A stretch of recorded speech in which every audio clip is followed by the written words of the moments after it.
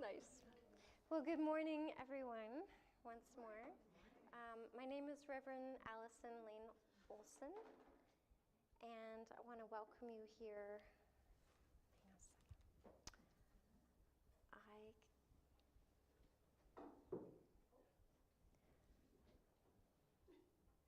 I think I can hear the volume through my screen. Just turn your volume off. You won't get feedback. Just mute your computer, Alison. You want to do that?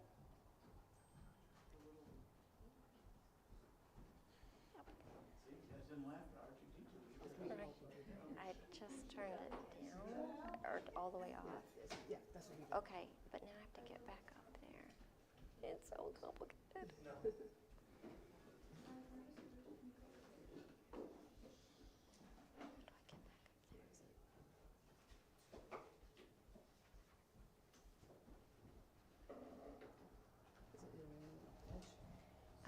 Yeah, if we go here, I can't see it under there. There it goes. Which one is Oh, it's under scripture. I know, sorry. Maybe I should, is there any way to make, it? Yes, I can't remember how to hide this thing. yeah. How about stop share for a second? This is, move this.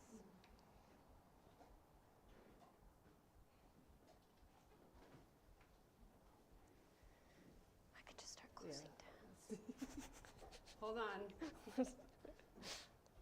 There we go. All right, which one is it? This one. That one.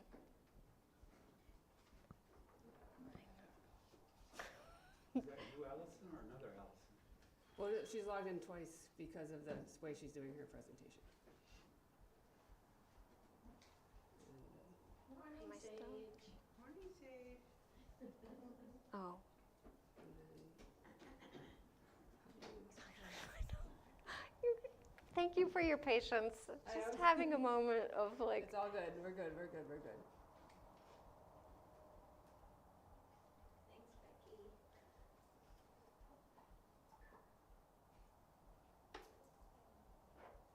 Are we back? We're back. There we go. Okay. Woohoo. Now Thank you're not echoing you. anymore, right? Yes, Okay, not echoing. great. Okay. Sorry. Should we start over? Any more R2D2 noises? That would be I lovely. can unmute it. Okay.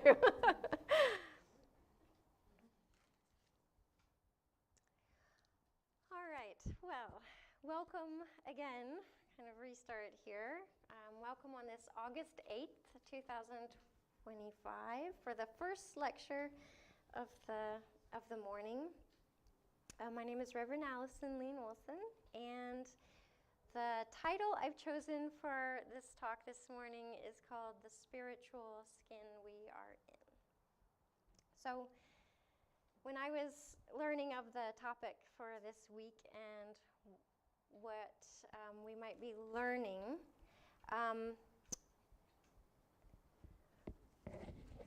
I was reminded, just as I was reading through the purpose for this week, the way it was written is that one of Swedenborg's big ideas is that heaven is in the form of a human being, which he calls the universal human, and that this week the presenters would inquire into the quality of life that angels enjoy in heaven to see what our lives could be like if we lived like that in the here and now. And our whole goal is to embody those qualities of heaven if we can in the here and now. And so where my mind went was, how could I was interested in finding those places in Swedenborg's writings where he writes about not only the quality of life that angels enjoy or live, but where he was also pairing that with some aspect of the human body. And so that's what I was looking for.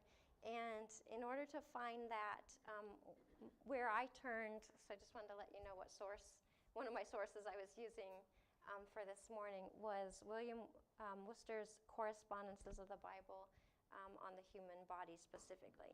And I'm not sure how many of you are familiar with his works. He's got also a book on plants and animal life. These came out in, I think I read 1889. So, they're classics, but they're so helpful, I find. And I love the way he describes things. So that's where I turned to the human body. Now, I also knew that I was going to be here towards the end of the week.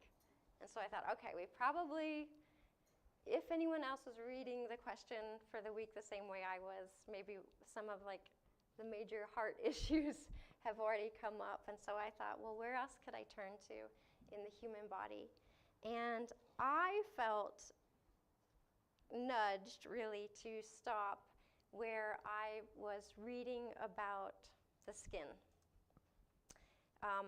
But as I get there, it's going to take one moment, and Worcester quotes a portion of Swedenborg's spiritual diary where he had written, "The state of spirits and angels, with all their varieties, can in no wise be understood without a knowledge of the human body, for the Lord's kingdom is like a person." The state of angels, with all their varieties, can in no wise be understood without a knowledge of the human body. So here, Swedenborg's experience is that our human bodies are amazing, and their divine design is not random, and the principles of that body, our bodies, are going to connect with communities in heaven and the way that they work and the way that they interact. Now, I would take a page out of Hugh Oedner's lecture as he began when he said, earlier in the week when he said, I'm going to just say that I don't know. There are a lot of things I don't know here, and we're using our human minds and our human experience in order to try to understand dimensions of the spiritual realm in which we may not have any glimpses of on this side, or this specific, a glimpse of this, a glimpse of heaven seeming like a human body or seeming like that. And so I would just say that I would just acknowledge that mystery around the diversity of creation, and that we have no idea all the dimensions and levels of existence and how many different forms of God's creation, how that can take. But Swedenborg in his experience was sensing a connection with the human body and spiritual world.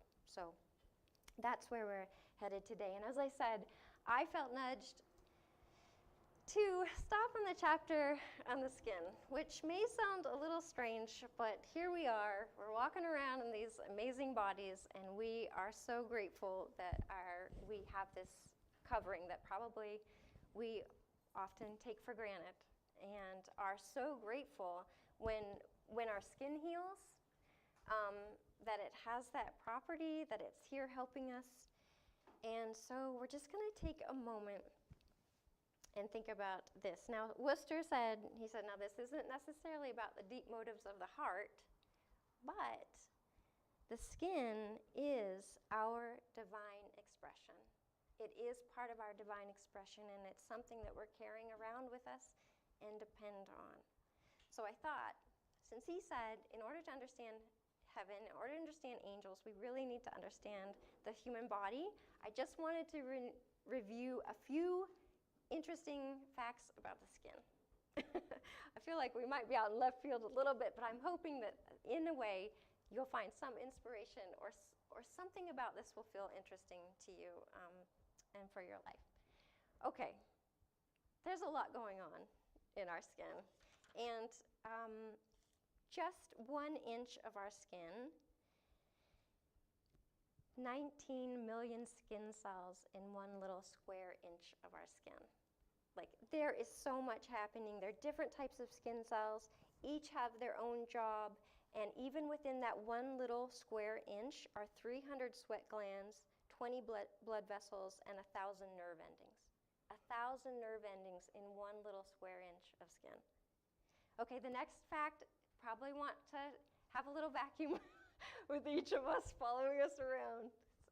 Your skin sheds 30,000 skin cells a minute. I know, that's a lot, right? Kind of gross, but it's fine. It's what's going on. And it takes about a month or longer as we age for new skin cells to make their way to the surface. So we are constantly in a process of being reborn, even our skin. Really interesting another fact, there are 11 miles of blood vessels in the skin. If you could stretch out our blood vessels that are in our skin, 11 miles, which are bringing oxygen and nutrients to our cells, and they're helping to regulate the skin's temperature, is what's happening there. Okay, skin has its own metabolism. Number 5, also, your skin is on the clock. Researchers have discovered that your skin has a circadian rhythm. So your skin has different jobs or is stressing certain things depending on what time of day it is. During the day, your skin is working more on protection and keeping pollution out and keeping you healthy that way. And if it's nighttime, your skin is focused on repair. So depending on what time of day it is, it's also going to affect your skin temperature depending on what your skin is up to. And you can see where the skincare industry, right? People spend it's like over $100 billion industry every year. And you can see where products and you should use this at night, and some of it's combined with science saying your skin is doing different things. But right, we care about our skin. Okay, your skin can flex. I didn't realize this. Your skin, we know our skin covers muscles, but you do know there are teeny tiny muscles in the skin too. And it's all of those teeny tiny muscles in the skin that is what lifts your hairs up, like when you get goosebumps.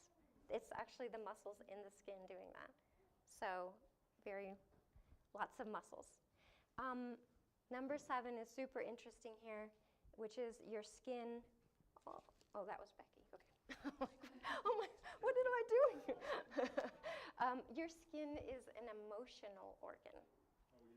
Which is really interesting. So you may have assumed your brain holds that title, but your skin is the most sensory of all of your organs. It's reacting to temperature, pressure, vibration, pain, pleasure, and is highly reactive to emotional stress. So just think about the way our skin is sharing with us and the world sometimes our emotions, right? So think how many times you might have been sweating when nervous, or blushing or red when embarrassed. Your skin is so emotional, even though we might not normally think of it that way. How many of you have ever broken out in hives when stressed? Apparently, this is bi-directional, they said. It's not just your brain sending messages to your skin that you're stressed, it's your skin sending messages and signals to your brain. So it's working both ways. It's like your skin is also its own kind of, it's definitely alive in its own way, operating this way. Okay, number 8. This came from skincancer.org, so the way they phrase this is the barrier is your skin's unsung hero. And this is just a reminder that your skin is acting as a barrier. Its outermost layer is keeping irritants, allergens, harmful bacteria out of the skin, and is keeping moisture in. So your skin's job, that's what it's largely doing, is acting as a barrier. And then finally, I just mentioned, they say skin has its own microbiome. So it's like a whole community of trillions of microorganisms that includes bacteria, viruses, fungi. Everything is keeping a role in creating a healthy environment. We're just not seeing it. And they're always doing their research. They're still, I think, trying to understand our skin. There's always more to learn. So a lot of that information was very physical. And of course, where we're at here, Spiritual Retreat Center, trying to bring in the spiritual element and bring in the inner states of being. And it's just interesting. Worcester does this really well in his works. Well, he will acknowledge all the ways that in our daily language we acknowledge that there's something about like these parts of our bodies that come up in everyday language to describe inner states or experiences that we have. And so, for instance, just a reminder, in our everyday language, we might have heard or have used or know like someone as thin-skinned, or we might say someone has thick skin, or we might say that's callous. That's a callous thing to do. And it's kind of a way that we are bringing in this aspect of ourselves into our description of our approach to life even, or how we see that happening in others. So if we take a moment now, I just wanted to turn to Scripture, and it doesn't take long before skin enters into the story. And so, third chapter, the first time that I can find that the word skin is used would be with Adam and Eve. From Genesis 3, the Lord God made garments of skin for Adam and his wife and clothed them.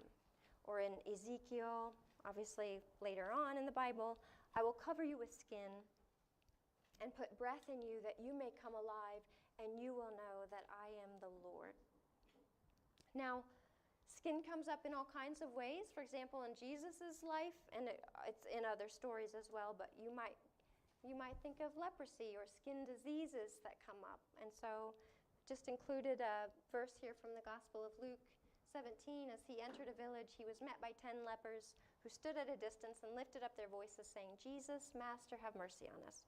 When he saw them, he said to them, Go and show yourselves to the priests. And as they went, they were cleansed. And interestingly, like in a charge to the disciples, this is Matthew 10, Jesus says, heal the sick, raise the dead, cleanse lepers, and cast out demons. So it's interesting just to think that the charge for the disciples included caring for the skin, and that this disease of leprosy had been plaguing humankind for so long. They have found it in writings like as early as 600 BCE in India, China, Egypt. The idea that condition of leprosy, people struggling with that. Okay, so there's so many Bible stories actually about skin that we could bring up, but what I wanted to do was turn to the story in Exodus where there were instructions for creating the tabernacle, which was going to house the Ark of the Covenant and the 10 Commandments. And that tent, there were instructions for how to build that. And so in Exodus 26, we find these words, make the tabernacle with 10 curtains of finely twisted linen and blue, purple, and scarlet yarn, with cherubim woven into them by a skilled worker. Make curtains of goat hair for the tent over the tabernacle, 11 altogether. Make for the tent a covering of ram skins dyed red, and over that covering of the other durable leather. Now, it may be hard to see that in your mind exactly all those layers, but basically it's fine linen. That's going to be the innermost. That's going to be the ceiling and the roof of the building. And then over that is going to be a curtain of goat's hair. Over that is ram skin dyed red. And then finally over that, durable leather, which interestingly in some versions is badger skin, this would have been the only thing that was seen on the outside of the tabernacle. So we've got all these layers. Now the reason that I want to mention this is because this is so interesting to me. I hope you'll find this interesting too. Swedenborg in the Arcana 9632, he's writing about this. He says, the coverings of the tabernacle of the Israelites, composed successively of fine linen, goat's hair, ram skins, and coarser skin, represent the 4 layers of skin which cover the body. Wow. So he's relating those levels and coverings as being connected to our physical skin. And I just find this so fascinating because what it's leading to, with the Ark of the Covenant inside, with the Ten Commandments, with that most holy, sacred center, what Swedenborg is leading to is this idea that you are the temple. Your body is holy. You are carrying the divine connection within you. You are the portable, you're the portable worship site traveling around on your journey. That divine connection lives within you. And I find that so beautiful to think of, that was really heading in that direction. Now, just to acknowledge for a moment the 4 layers of skin. At the time, now I'm not a medical, obviously, I have no medical degree, but at the time, he was seeing and understanding the layers of skin as being 4. He was breaking down. Typically, you might be familiar with 3 layers of skin. He was using one of those layers of skin, seeing it as 2. It's very confusing. I mean, I went looking at different models of how we understand skin now, and there are sort of like the 3 major levels. The epidermis, which is your outermost layer, dermis, and hypodermis. But then some are breaking the epidermis into 5 layers. So some would say there are actually 7 layers of skin. Other models show different ways of understanding it. And interesting, I would say to me it doesn't get in the way of feeling the connection or the idea that we could look at it that way, even if today we wouldn't say there are 4 layers of skin. It feels like there's something about that. He was connecting it to our outer covering, so to speak, as well. And before moving, okay. So those spaces in the body, he was connecting to communities of heaven. And this is probably the clearest way that I saw. In the Arcana 5553, he said, the communities to which the layers of the skin correspond are at the entrance to heaven. They are able to perceive what spirits are like who arrive at the outer threshold of heaven, who are then either turned away or taken inside. So those communities may be called the entrances to or places on the threshold of heaven.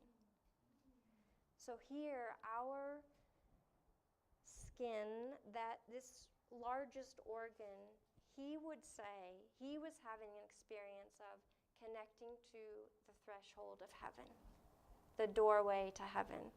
And it's interesting, even in Worcester's writings, he compares like your pores to little portals to heaven. I would say a word just as we're looking at this is this part of the angelic ability to discern what another state is like is part of what is happening here in the middle of this quote. Being able to perceive what spirits are like who arrive at the outer threshold of heaven, who are then either turned away or taken inside. And I would just say, just because I feel like I have to, we just want to acknowledge the larger belief always, of course, that God is all love and wisdom, and that God never turns us away, that we will always be loved. There is always opportunity to keep growing, and this is just a reminder that there has always been freedom for us to whether or not to accept that connection. And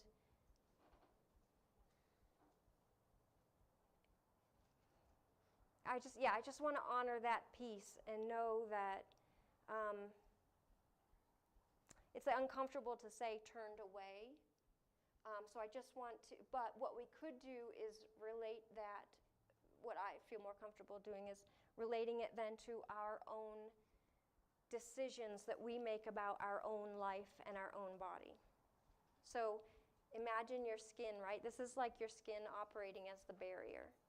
And it's the skin deciding, what am I going to absorb? What am I going to take in? What am I going to honor? What's safe for me? what's for my highest health, and then what kinds of things might I not want to surround myself with. And that's kind of where I'd like to head with that. And as we think of another way that Swedenborg wrote about this, I just want to include this quote. This was the beginning of that reading about the tabernacle, and this is just a reminder that there were angels embroidered onto that first covering that was going to be the inner covering, that there were angels embroidered there. And that what Swedenborg is saying is that it represented the guard of the Lord, as he puts it, the guard of the Lord. This is Worcester's writing, I should say. Swedenborg says, represented the guard of the Lord, lest the holy divine should be approached except by the good of love. So it's an acknowledgement of, like, where are the intentions? What is that state? What are those intentions? Applied to the heavens, this would mean the sensitiveness of the heavens, that they may be approached or entered except by those who are in love to the Lord and the neighbor. So the sensitiveness resides with those who constitute the inner skin. So this is really about the sensitive part of ourselves. So layers of skin, like, luckily everything isn't so sensitive that it's hard to do anything in the world. We're actually, when I think about even like playing guitar, I pulled out a guitar the other day and been a long time, and I have no calluses, and I'm like, man, this hurts. This is really hard. Like, I really would like to build up some thicker skin in order that I could do that more comfortably. That would really help me. We have different degrees of sensitivity.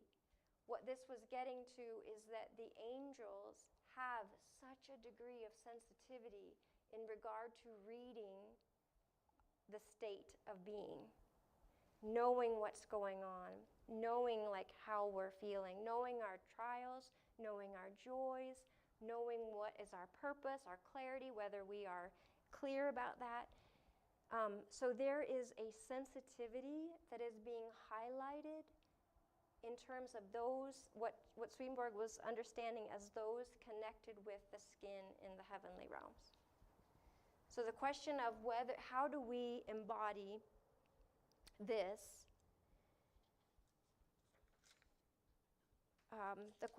how we have to, I suppose what I was thinking about was our job would be to notice how do we guard and protect that which we feel is most sacred in our life.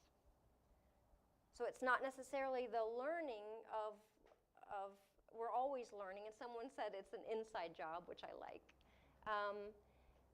That point of connection, though, that lives within us always with the divine, and the fact, I would say, at least I feel, the fact that we are souls having this human experience. How do we protect and guard who we are? And how do we protect and guard in the best kind of way those higher qualities that we are hoping to attune with here while we are in our physical form? So some things that have come up earlier this week, right? Like gratitude, the forgiveness that we work on, our ability to love, to feel the love, to feel wisdom, to feel peace. How do we guard and protect those qualities and moments that we are able to find and tune into in our lives? And so, right, so this is another way of Swedenborg saying it from the spiritual diary. Their proper function is to introduce, to contain, and to defend interior things. And so the way I just wrote out some of my questions here, how well can I protect and defend and nurture and hold sacred the inner work that I am doing? Like throughout the day and as I make my way through the wilderness or the journey that I'm on, can I grow in my sensitivity of the presence of love and wisdom that is within? Are there any changes or rituals or acts or choices that I could make that would help me honor the peace, the joy, love, forgiveness, innocence that lives within? And it's kind of like those moments when you do feel it, you know, the moments when you felt peace. How long were you able to hold on to it? Or when we felt that energy or experience of a deep love, or just tuning into like that innocent, childish spirit, you know. And obviously we're like, reminds me of like, you know, sweet Jesus's moments of teaching and how he would be up on the mountain and then he'd come down and back into the valley and the disciples are arguing, and you know, there's like we have these waves of experience while we're here in this world. So it would be, I think, the wrong expectation to think we could always hold on to like a moment of peace, right? Because that's the joy of life, is part of the earth experience, right? Is having all these emotions, the highs and the lows, and we're learning through all of it. It's all necessary. But I think there is something to ask ourselves, which is, what practices could I allow for myself if I'm not already, if I don't already have something in my day which helps me to stay connected or reminds me that I am part of Source? What can I do to incorporate that? And so I'm assuming all of us, right, find those, the more we can grow in our awareness of the choices that will help us protect and guard that spirit and that feeling, I think the more able we can come back to center in our lives when things are throwing us off. Like even the other day I was going to go for a walk because it's just starting to feel more imperative that I connect with nature right now. Like it's just feeling like this is going to help me in my day. There's a lot of stress going on in the world. I know I need to connect somehow. And I was going to go for a walk. And I go out my door, and I don't know what was going on. Sirens are going off in the distance. Kids are, you know, playing, but yelling over here. Loud cars driving by, and their muffler or whatever is so loud. And I'm like, this is making it worse. So I actually turned around and I'm like, okay, I'm not going to go for a walk, even though I know physically, like a walk I love going for a walk. I'm like, this is not going to do it. So I'm like, I'm going to have to go stay in my backyard right now and just like find my little happy spot in my own little sanctuary and find that, because I know that's going to lead to a better feeling for me, where I'm more centered and where I can, you know, receive more, feel more in a spirit of alignment with the truth of who I am. It could be meditation, it could be prayer, it could be some act of connecting with nature. So I would just say, I would love to hear from you about this. But I have one other piece I'd kind of like to look at in terms of our skin, and then we can hopefully have some time for discussion. Yeah, okay, so we'll move on for a moment. So this is the piece to me that connects with like the barrier aspect, role of the skin, and a very deep and deepening levels of sensitivity for our physical self, but also our spiritual lives. The other part that I thought was so interesting, one of the things is about the way that our skin is so emotional. And it's not just a barrier it's a huge role, but it's also sharing things with us, I feel like. And it's telling us things. And what I was interested in is like goosebumps. Like we have goosebumps when we're cold, but what about goosebumps when we're like the moment it just feels different? So it's not a cold, it's not a temperature issue. It's like when we get goosebumps for like some other moment that feels more transcendent than that. And actually, I don't know if anybody watches, I've watched these little episodes of Long Island Medium. Has anybody ever seen that show? Okay. So the woman, Teresa is her name, she's a medium, and she will say to the people she's working with or meeting, she'll say, oh, did you just feel goosebumps? Did you just get the chills? Something like that. And they'll say, yes, I did. And she says that was their soul just connecting with you, like someone, who's wanting to know about their family who have passed on. And she'll say that. She'll say, did you just get the goosebumps? Did you just get the chills? And they'll say yes. And she, as I said, she'll say that was their soul connecting with that person. So that's what I'm interested in. It's not just, is also the way the skin. Some people say it's like a spiritual tapestry for us, or it's a spiritual canvas for us, or something. It's wanting to relay, or can relay, things that are going on beyond what we can normally see. So as I was trying to delve into that a little bit, what I found was that some have been studying what they call goosebumps from emotion. So in other words, they say there's a word, now I saw this pronounced different ways. It looks like frisson, or it could be like frijon. It's a French word meaning shiver, and it occurs when the brain interprets a moment as deeply meaningful, surprising, or overwhelming. And it's a reaction that blends sensation, cognition, emotion, I would say spirituality, into one brief but powerful physical response. And so it's a way that our body is responding and our skin is responding and sharing with us, telling with us that there is more going on in this moment. And it's saying they're working, the brain is working together, they are saying in the study that it's just telling us something is really important. So I'm going to move on for a moment. And what they shared is that often this can occur with music.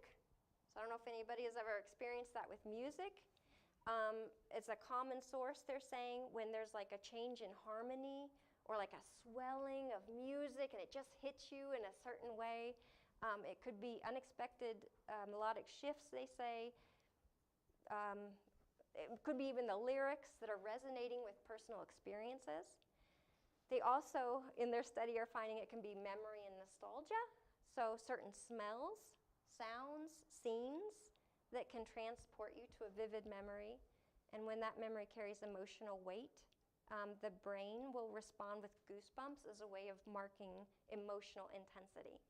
And they say it's almost like a reward system even with the brain to give you this, because it's helping you also feel it and know it. It's not just in your brain. And then, which was my favorite category, or one of my favorite, is awe or transcendence. Experiences that evoke a sense of vastness or wonder, like seeing a mountain range, watching a powerful speech, contemplating a life milestone can trigger it. And these moments make us feel small, not in a bad way, small, connected, or overwhelmed in the best way. And so I don't know how many of you have experienced any goosebumps lately. Just that moment, and it feels, it's not cold. It's an experience. And it's a reminder that we are sensing and feeling so much information beyond what our eyes can see. And the more that we can allow our skin even to be like our helper in this life, the more we can notice what it's doing. If it's showing us, oh my gosh, there's something about this moment that could help us even just pause for a moment longer and let it sink in and wonder about it, the more we can approach life not just as seeing and thinking beings, but also as sensing beings, feeling our way through our life. It will open us up to deeper levels of reality that are around us, but which very often with our human eyes we cannot see. And they say it helps to feel them more, the emotional goosebumps, the more that we can be curious and open and be open to imagination. So there's certain qualities that can help us also to feel that more.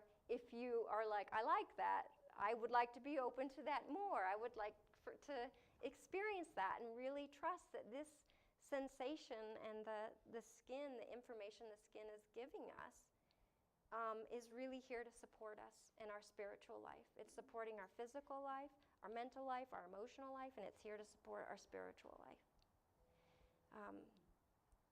And finally, I would just say,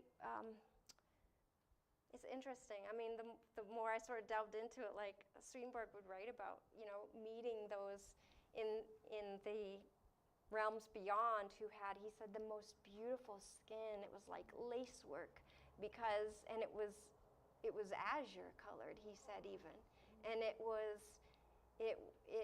connected with the fact that there was harmony between their inner life expressing itself, their outer being, and they were regenerated beings that he was seeing. And that skin was even a part of his experience of what he was seeing and noticing. So it's just a really interesting, I think, way of just welcoming your skin as part of your spiritual toolkit. And so my 2 takeaways were definitely like, how do I protect that sacred soul that I am, basically, within, and that connection with the divine? How do I protect that? How do I protect the peace and the love and all of that? So that protection piece. And then also, can I acknowledge it's there to support me, and there's part of its divine design that is not just like a flat, non-living thing somehow that's just part of what I wake up and see every day. It is alive. It's doing amazing work, and it's part of our experience and can be a beautiful part of our sensing this world. So with that, I will end my lecture and say thank you for listening, and thank you for your patience there at the beginning as I was. Thank you to Becky.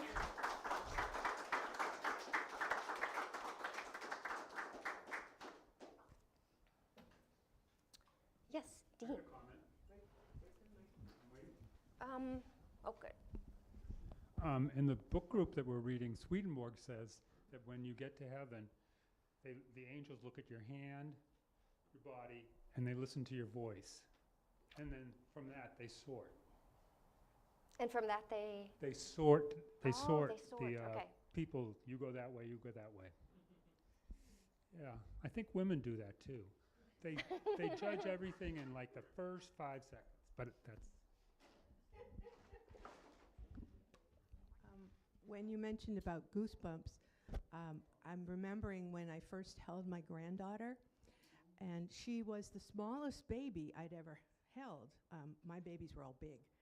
And she was little, and I remember having goosebumps holding her.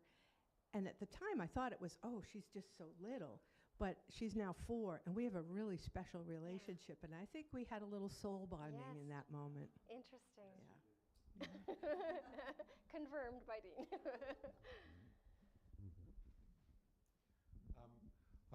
I'm going to speak on behalf of Swedenborg by saying we're glad that you chose the subject of skin, because many of the people from Earth end up being in the skin part of the Grand Man. So I hope you're taking your lessons into that.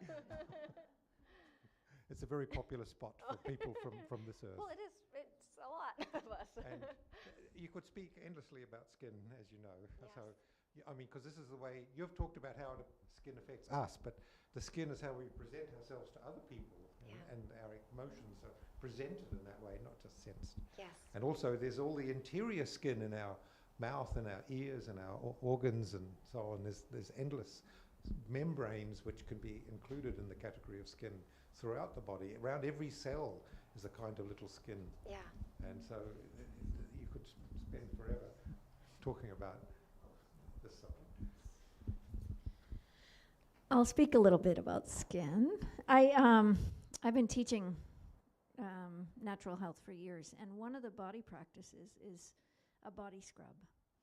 And it's a homeopathic type practice where you're taking a hot water in the morning, and you get a beautiful white cloth, and you start from your head to your toes, and you scrub your body, and you dip it back in the heat, and then and it's a protection, but it's also releasing things that don't serve you.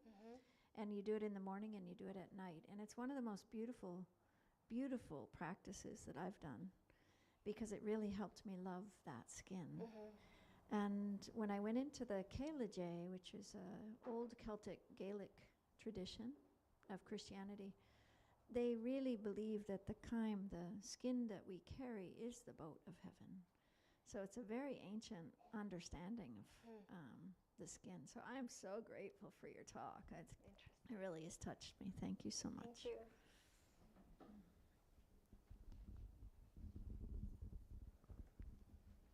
Denise here. I love the emotional, just thinking about the skin as being emotional, because we know that.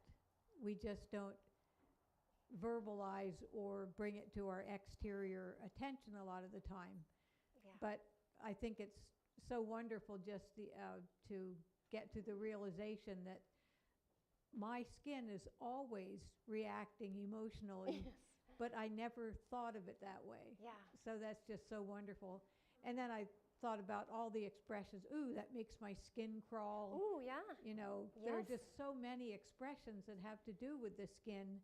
We talked about goosebumps, and Yeah. there are just so many things that come with the skin. And we know to take care of our skin, but to just really get how sensitive it is just wonderful. So thank you for your Yeah. talk. It's delightful. Thank you. Yes, we should mention touching before we get into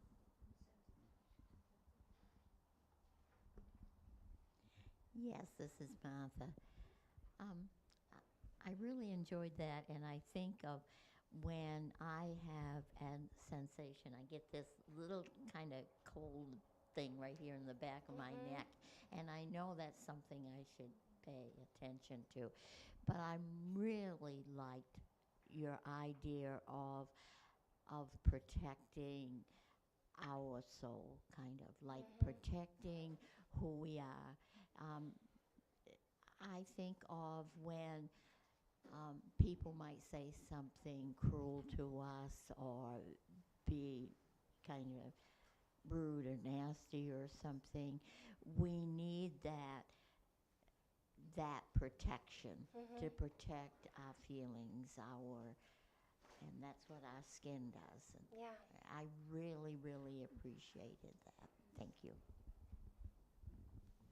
Oh, I guess it's, do we have, is it time? It's time. It's time.